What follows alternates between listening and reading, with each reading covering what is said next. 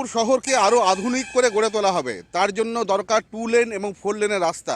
প্রচুর গাছ কেটে ফেলা হয়েছে। এই সমস্ত গাছ, এই বড় বড় গাছ, সমস্ত গাছ কেটে ফেলেছে আসানসোল দুর্গাপুর উন্নয়ন পর্ষদ। তারা এই রকম আরও অনেক গাছ কাটবে, সেই সমস্ত গাছে মার্কিংও করা হয়ে গেছে। এই নিয়ে আন্দোলনে নেমেছে এবং পরিবেশবিদরাও আন্দোলনে নেমেছেন। তারা বলছেন যেখানে দুর্গাপুর শহরের দূষণ দিল্লিকে ছাড়িয়ে গেছে, সেখানে কিভাবে শুধুমাত্র রাস্তা করার জন্য এত এত বড় বড় গাছ কেটে ফেলা হলো দুর্গাপুর শহরের বুকে। দুর্গাপুর একটা প্রাচীন শহর এবং এইভাবে এখানে যেভাবে গাছগুলি কাটা হচ্ছে, হ্যাঁ, সেই গাছ কেটে আমাদের পরিবেশ দূষিত হয়েছে। এবং দিল্লিতে যেভাবে দিল্লির দূষণ আমরা দুর্গাপুর ছাড়িয়ে দিয়েছি, আমরা বিগত দিনে দেখবেন আমরা যেভাবে অ্যালস্টম এবং এবিএল বানিয়ে যে গাছকে বাঁচিয়ে রেখে বিধানচন্দ্র রায় দুর্গাপুরে ডেভেলপমেন্ট করেছে, আমরা এবিএল হচ্ছে তার ইকোসিস্টেমের একটা বড় জ্বলন্ত উদাহরণ। প্রশাসন সিদ্ধান্ত নিয়েছে যে রাস্তার দুপাশে যে বড় গাছগুলো রয়েছে সেগুলোকে কাটা হবে।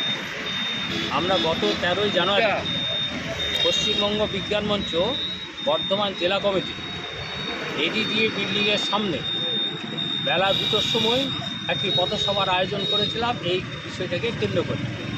আপনারা হয়তো লক্ষ্য করেছেন যে সমস্ত গাছগুলোতে ক্রস চিহ্ন দেওয়া হয়েছে কাটা হবে বলে, আমরা সেই গাছগুলিতে আমাদের বক্তব্য আমরা টাঙিয়ে দিয়েছি ফ্লেক্স করে।